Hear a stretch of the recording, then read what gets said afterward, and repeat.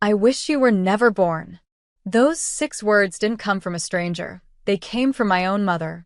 Her voice was cold, steady, like she'd been saving that sentence for years. I froze. The laughter around the dinner table died instantly. My sister, Celeste, smirked over her wine glass, like the queen finally got her decree. Mom leaned back in her chair, her pearls glinting under the light. You were always just extra, Emily. A burden. Celeste was born for greatness. You were born for lessons. I felt something in me shatter, quietly but completely. My hands trembled on the tablecloth.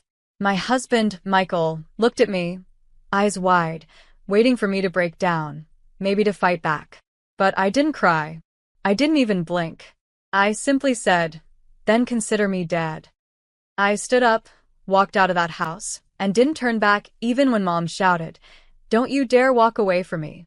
The door clicked behind me like a coffin sealing shut. Outside, the night air hit me hard, sharp, cold, electric. The old Emily, the one desperate for approval, died in that moment. And as I got into my car, I whispered to my reflection, "You'll regret saying that, Mom." Not through my words, through my silence. The engine roared to life, and so did my plan. The one that would make my mother wish she'd stayed silent instead. 2 weeks passed without a single call, message, or word from my mother. It didn't surprise me. In her world, silence was punishment, and I was supposed to crawl back, apologize for overreacting. But not this time. I, Emily Hartman, was done being the family's punching bag. Every childhood memory replayed in my head like a cruel movie. Celeste getting piano lessons, I got chores. Celeste getting a car at 17, I got a lecture about gratitude. Even in photos, I was the shadow, the extra. When Dad died, Mom made it worse. "You're not built like him," she'd said coldly. "He had ambition. You just have emotions." That sentence haunted me through college, through every job rejection, every sleepless night spent proving I wasn't a mistake. So I stopped trying to prove anything. I focused on building something quietly, something she'd never see coming. A year ago, I started my own interior design company. No loans, no help. Just long nights, broken nails, and stubborn belief. By the time Mom said those words, "I wish you were never born," I was already successful. She just didn't know it yet. But she was about to. Because Celeste was planning her dream home reveal next month, a mansion that Mom bragged about as if she'd built it herself. Only problem? Celeste's contractor was me. And I had access to every key, every blueprint, every contract. I smiled. Consider me dead? Fine, Mom. Let's see how ghosts haunt. The morning of the reveal, I arrived early at Celeste's mansion, the one she kept calling her achievement. I designed every inch of it. The marble staircase, the ocean view patio, even the crystal chandelier that now hung like a spotlight for hypocrisy. Mom was already there, dressed in pastel silk, barking orders at the caterers. When she saw me, her smile faltered for just a second. "Oh, "You came," she said, as if I were an uninvited stranger at my own project. "Yes," I replied calmly. "I wanted to see your dream come true." Celeste floated down the stairs in her white dress, her husband trailing behind like a proud prop. "Emily, don't break anything, okay?" she teased, her voice dripping with sugar-coated cruelty. I smiled. "Don't worry. I already broke something, just not what you think." Mom rolled her eyes. "Still bitter, Emily? You really should get help. Not everyone can be special." That's when I handed the event manager a small silver envelope. "Deliver this to Celeste right before the speeches." She glanced at me, confused, but nodded. As guests poured in, photographers flashed, and Mom raised her glass for a toast, I stepped back, my phone already recording. Because inside that envelope wasn't a gift card, it was a truth bomb tied to a legal document. And when Celeste opened it in front of everyone, her smile would collapse, along with everything they built on lies. The music faded, and the guests gathered around the grand dining table. Mom stood beside Celeste, glowing like she'd just won an award. Everyone, she announced. My brilliant daughter, Celeste, finally has the home she deserves. She's proof that ambition pays off, unlike some people. Laughter rippled through the room. I didn't flinch. I just watched as the event manager approached Celeste with a silver envelope, placing it gently in her manicured hands. "What's this?" Celeste asked, half laughing, half curious. I took a sip of champagne. "A surprise," I said softly. She tore it open, and for the first time that night, the room went completely silent.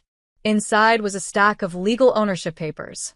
My company's name, Hartman Design and Holdings, was listed as the sole property owner of the house. The deed was in my name, not hers. Celeste's face drained of color. This must be a mistake," she stammered, flipping through the pages. Mom frowned, snatching them.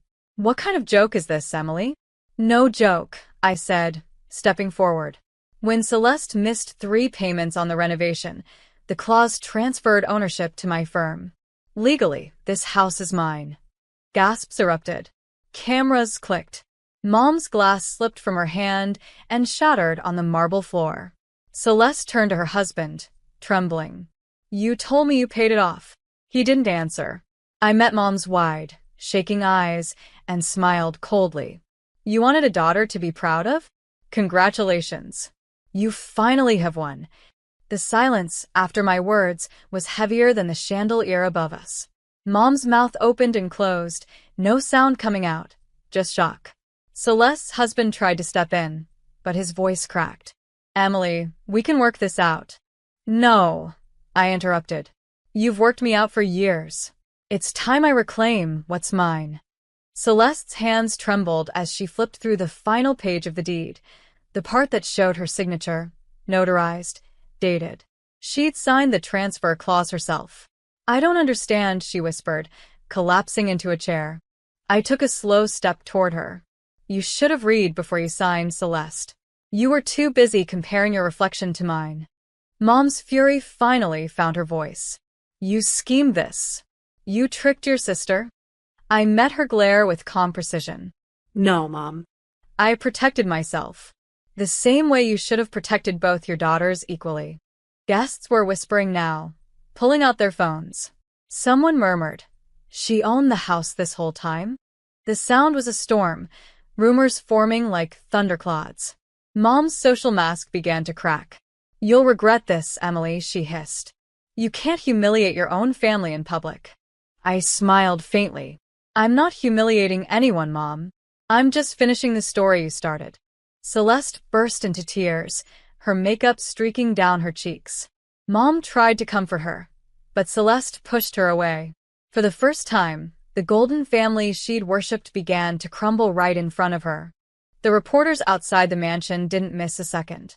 Someone had already leaked the footage. My calm voice, Celeste's meltdown, and Mom's humiliation were now circling social media like wildfire. By midnight, headlines read, "Local socialite loses luxury home to her sister. Legal twist stuns guests." I watched from my penthouse balcony, the city lights reflecting on my wine glass. Every notification on my phone was another reminder that silence could be louder than rage. The next morning, Celeste called me. Her voice was trembling.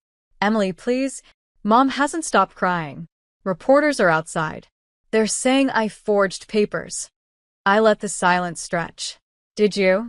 She didn't answer, just sobbed quietly. "You ruined me," she whispered. I closed my eyes. "No, Celeste." "You ruined yourself." I just stopped pretending not to notice. That same afternoon, I got an email from a corporate investor. They'd seen the viral clip and wanted to partner with Hartman Design and Holdings. My small company was now in headlines, and suddenly, I wasn't the forgotten daughter anymore. Mom tried calling later, but I didn't answer. I just watched the phone vibrate on the table until it went silent. That silence felt sacred. It was the sound of a woman reborn, not through revenge, but through truth. For once, their cruelty had bought me freedom, and I wasn't selling it back.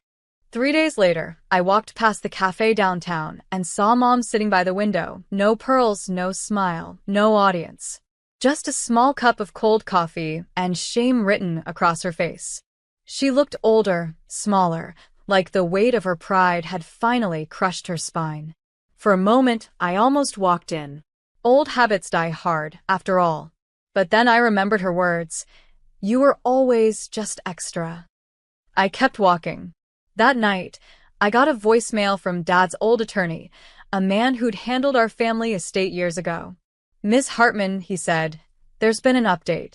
Your mother is requesting a financial mediator. It seems she can't keep up with her debts after the fallout. I stared at the city skyline from my office window and exhaled.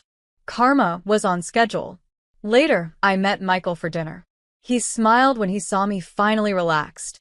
You did it, Em, he said. You didn't just get even, you got free. I smiled faintly. Free feels strange, doesn't it? Like breathing air you didn't know you'd been missing. He reached for my hand. You earned every breath. Still, a small ache tugged at me. Not guilt, just grief for the mother I wished I'd had. I raised my glass and whispered to myself, to the unloved daughters, may our silence speak louder than their cruelty. Outside, lightning flashed. Inside, peace settled like dawn after years of rain. A month later, I got a letter, handwritten, shaky, from my mother. The first line stopped me cold.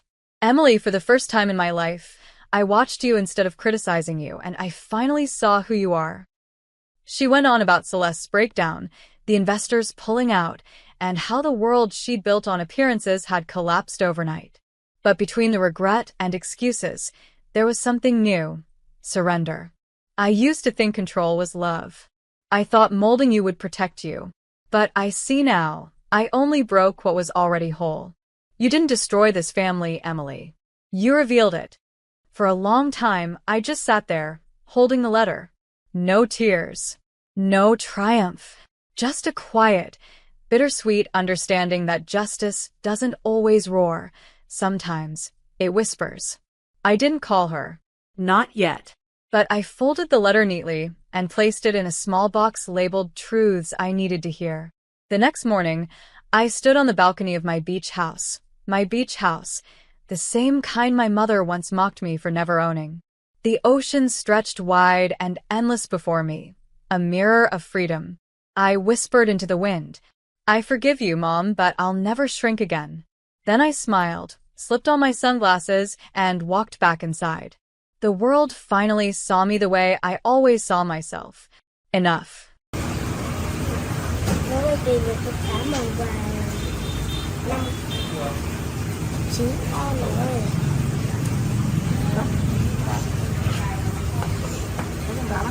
Mình làm chậm lại.